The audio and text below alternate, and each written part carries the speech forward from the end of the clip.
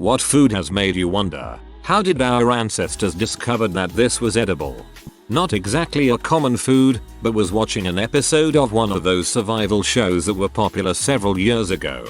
The guy was trying to survive in the South American rainforests and came across a kind of frond eaten by the locals. The part that caught me off guard was that he explained the frond couldn't be eaten raw. Trying to eat it uncooked would cause horrible digestive problems, namely diarrhea and cramps. It would be unpleasant but survivable. So the guy boils the frond and explains that it's still inedible. In order to safely eat this frond you had to boil it once, toss the water out, and then boil it a second time before eating it. Some dude a long time ago had to trial and error his way through this. What mother was like, yes, this made me violently crap myself the last 2 times I tried it, but maybe this time will be different.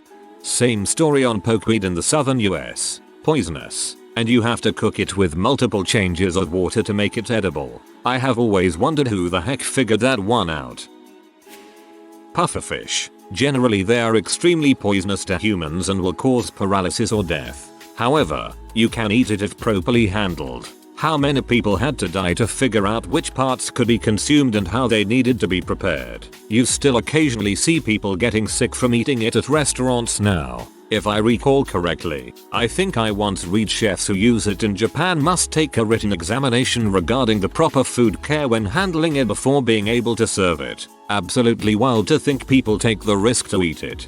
Much more than a written examination, they have to prepare an entire meal with it and eat it. Coffee. Legend has it that it was goats. A farmer noticed his goats acting differently when eating a certain cherry, and somehow, processing, roasting, and grinding the beans to drink became quite a popular thing. That's correct as far as I'm aware. An Ethiopian goat farmer in the 9th century noticed his goats became more energetic after eating the coffee cherry. I'm not sure if he was the one that then took the beans, roasted them and brewed them. Big Caldy, the goat farmer, is often attributed with the discovery of the elixir of life. Freaking cashews, man.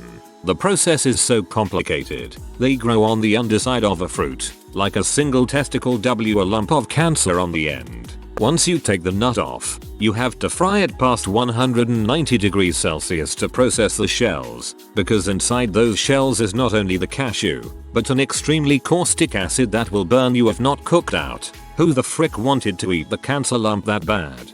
I am originally from Nicaragua, and I ate the fruit portion of it as a kid. We call it melon. It's really sweet when ripe, but has an almost spicy hot aftertaste to it. But what's crazy is I never knew the nut portion was cashews, which I encountered for the first time in the US. Took me years to put 2 plus 2 together, they were one and the same.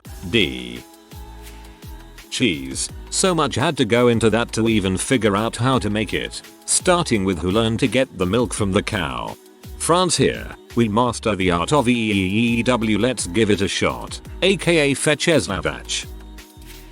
I wonder if any new food will be discovered in my lifetime like this. Breaking news, pork ate the best food in 1000 years. If you age a pig's stomach acid for 6 months then add rotting wood, you get pokeweed. This new drink has as almost 3 times the protein as steak and is great for the digestive and immune system.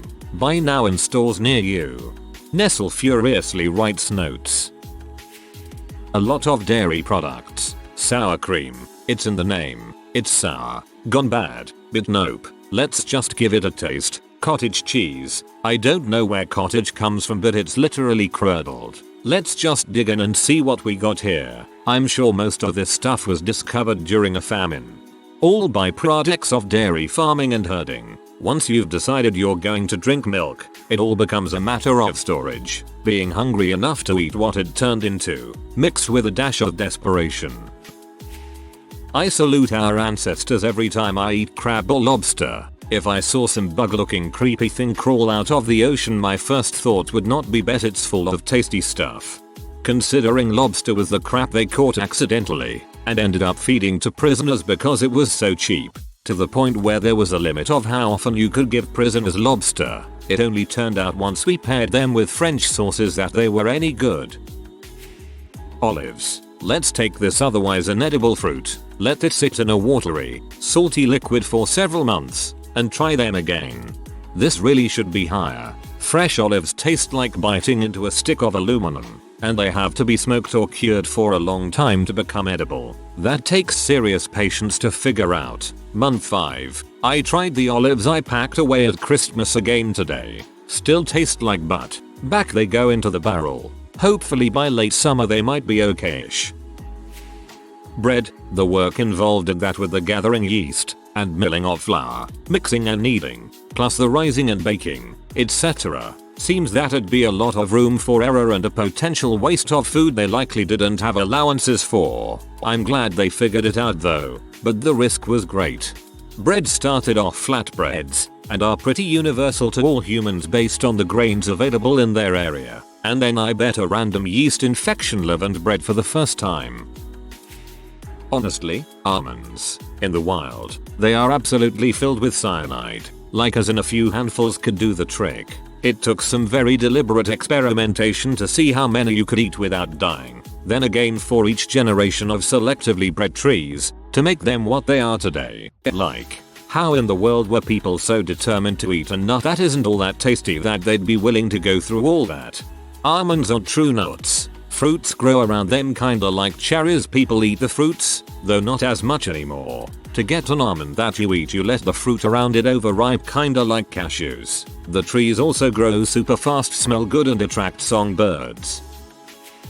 There's a dish in Norway that's basically dried cod soaked in lye for a few days and then you rinse it off and cook it. It must have been hard times for the first guy who tried that one. Lutefisk. That stuff is nasty. I'm Norwegian and I still won't eat it.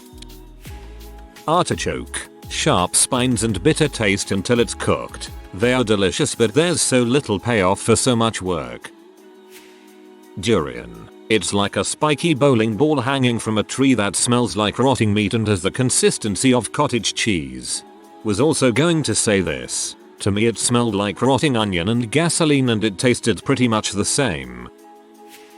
Meringue. Who thought I'm gonna stand here and vigorously whisk this egg for like 10 minutes, just in case something cool happens, but just the whites. No pesky yolks for me. Some desserts do use only egg whites, and maybe someone got into a deep conversation while whisking and only realized once it got really hard to whisk anymore. Turns out it wasn't bad if used for something else. For me, smoking is bigger misery than any food. For everyone first time it's disgusting. Only after a time one starts liking it. So how first human inhaled smoke and oh hey, I should do that more often? I mean a gigantic part of our advancement was tools which let us get to bone marrow which jump started brain power. Once you're into marrow, you've already eaten everything else. Hyenas eat bone marrow all the time.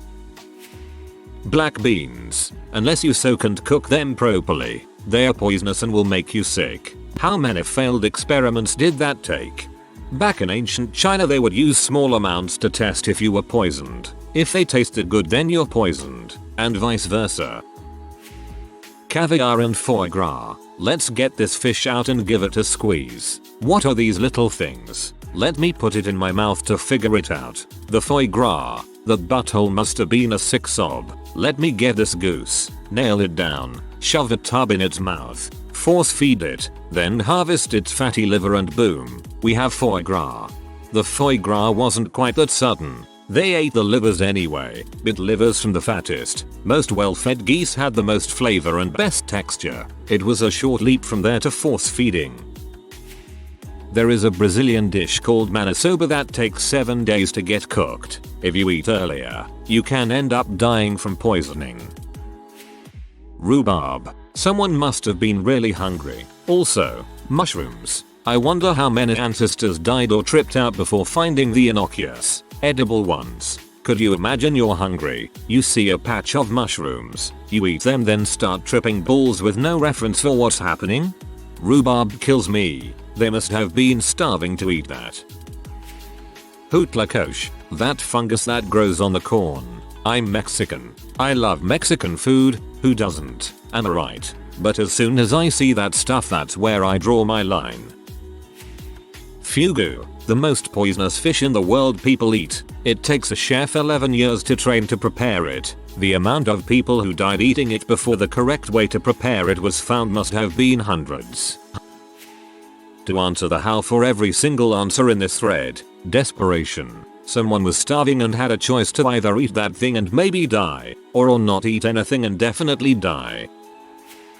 Hackerel. It's fermented shark. But freshly killed hackerel is poisonous to humans. B. It has to ferment by being buried in the sand for 6-12 weeks. C. Then dry for several more months. And D. Has a high urea and ammonia content, so it smells like pee. Gordon Ramsay says it's the single most disgusting thing he ever ate, and Anthony Bourdain had to spit it out the one time he tried it. Most foods, I can kinda sorta get how they were made. How did the Icelanders discover this one? And more importantly, why? Not even ancestors. Who was the idiot who drank a black fizzy liquid and who was the genius that turned something so conceptually disgusting into the world's most recognizable drink? Not surprisingly, cola was invented by a drug addict looking for a way to drink medicine that would lift the addiction symptoms. Chili. Its spiciness is supposed to deter animals from eating it, right? There's no addictive quality to the substance that causes the tingly sensation. Capsaicin. And honestly, some dishes are so spicy nowadays, they borderline on painful to eat. How come it's a staple in so many cultures and cuisines? It covered the taste of meat that was going off. I just want to give a shout out to the countless brave ancestors who proved the opposite, things that were not in fact edible. Coffee. I'm imagining a conversation like, try this. I found these beans, then I roasted them and crushed them into a fine powder and then soaked them in hot water and then filtered the grounds out. This tastes absolutely terrible. Yes, but once you get used to it, it makes you a little less sleepy. That's okay. But who was the person I know I want to taste coffee out of beans that are freshly picked up from a steaming turd of a particular small mammal? I bet it's awesome, and it was, supposedly. It took me a couple tries to get a good mozzarella when making it at home, and after every failure all I could think was, how the heck did people do this without everything I have right now? Spices. Who decided to take seeds from random plants and grind them up into powder? And then, how did they figure out what proportions of different spices would make foods taste better? Like, if someone just gave me a handful of turmeric or cinnamon, if I ate it I'd be like, that's disgusting. No way I'm adding that to my food. Yet someone decided they were gonna keep mixing and matching them until they created culinary masterpieces. I wondered how they realized that some animals you can eat and some you can't. Like, why cows and not skunk or any other mammal? I don't think there's any real reason you can't eat a skunk outside of the fact that they stink and it isn't very economical. Tubers and potatoes. They are hard as wood coming from the ground. How did one think to dig it up and roast or boil them long enough to chow? Sardinian maggot cheese, puffer fish sushi and century eggs. My heart goes out to whoever was hungry enough for the trial and error lunches. Salt. Hey John, look at this shiny rock. Let's try to eat it. 3 minutes later. What here? That was good. Let's do it again. Popcorn was always the one for me. I just imagine a really hot day and like someone in a cornfield just hears a pop and gets freaked out or something. Like, I have no clue how that started. Popcorn only works when the starches in the kernel are heated to the point where they polymerize, and the water content is heated beyond the boiling point. More likely someone was trying to cook corn and failed miserably, or else, say, they tossed the corn into a hot pot to boil it, but tossed the corn in first then were going to add the water. Nobody ever really said this, and the few times it's come up, I don't blame people for posting the same question a few times. The search function on this site is so awful. Sprog did a poem about it. But cherries. Cherries themselves are great, right? Beautifully red balls of deliciousness. But that's exactly the problem. Not only are things that are brightly colored usually like that to advertise their toxicity, cherries take the cake for lethality. Cherries produce hydrogen cyanide, a strong acid that is horrifically disfiguring and toxic. That guy with the dentures from that James Bond movie, the one with the HCN capsule and a fake tooth, that's not an inaccurate depiction honestly. When they are ripe, the cherries concentrate this cyanide in the pits, and the rest gets bound up in a cyanotite-like pigment that renders it non-toxic, as well as reacting with oxygen to turn blue. That's why cherry juice stains start red and then become more and more purple over time. For the most part this is fine. The pit has a thick indigestible layer that seals away this toxic surprise, so swallowing a cherry or even a few pits whole you would never notice a thing. But once you crack those pits open,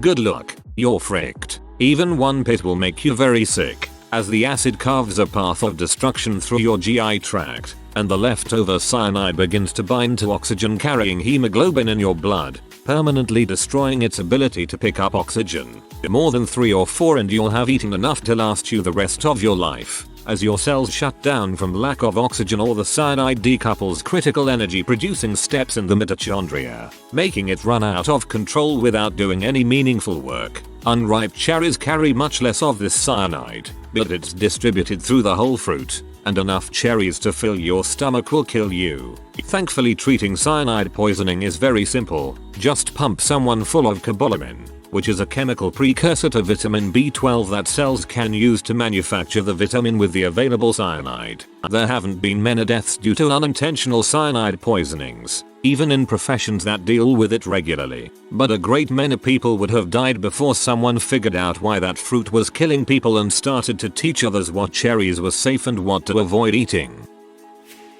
Honey, who the frick went up to a give full of stinging and potentially lethal creatures and was like they got some good crap in there? Maple syrup. Let's cut a hole in this tree and boil the crap out of the stuff that comes out for, like, a couple days. Maybe we can eat that. Foie gras. Who thought to force feed and damage the livers of the birds so badly it induces an extremely painful disease? People who noticed the fattest geese's livers tasted the best. Durian fruit. Let's go trot a heavily spiked shell and fast what smell like a rotten pond with a dead deer in it. I've always thought of it as eating fine custard in the middle of a sewage treatment plant. Beer. Someone thousands of years ago thought really long and hard about making barley into a drink, or it sat out long enough and fermented, and they decided to take a little swig and enjoyed themselves. Barley wine has been around since prehistoric times. It's what you get if you mix barley with water and let it sit around for a long time. The key innovation with beer was adding hops to it to make it bitter and more easily preserved. I'm growing vegetables at the moment. Home gardening as a quarantine project. With my research, I am really questioning most stuff. Garbanzos, lentils, chickpeas, corn. The crap is hard as stones when uncooked. Toothbreaker. Similarly, I wonder who accidentally dug up a carrot. Cashews. The plant itself is toxic to the touch. The fruit that holds the raw nuts is poisonous. The nuts themselves are poisonous when raw. The nuts are only edible when completely roasted. How on earth did they get through 3 layers of poison just to find the one way that you can eat a cashew without dying? Pufferfish isn't naturally edible, but I'm wondering how TF our ancestors find out that you can make it edible by doing lots of things to it. Mushrooms. Like how many people ate and died of certain mushrooms and then others kept eating and experimenting with eating the other kinds till they found a certain kind that is actually edible. If you are new to the channel, you can subscribe. I publish new videos every day. Until then, check another video.